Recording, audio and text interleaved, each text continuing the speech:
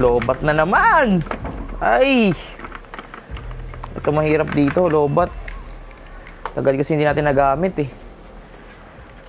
Buksan natin to. First step, tatanggalin natin to. Nandito daw yung battery ng X-Max.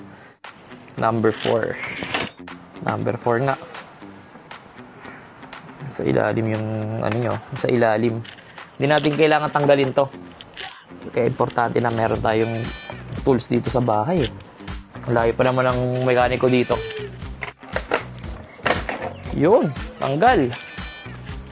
Nandito yung battery, pinakaharap oh. Ang problema, paano natin tatanggalin to? Ang daming wire. Buti na nakabili tayo sa Shopee. Ito, charger ng battery to. Okay. Nakabit na natin.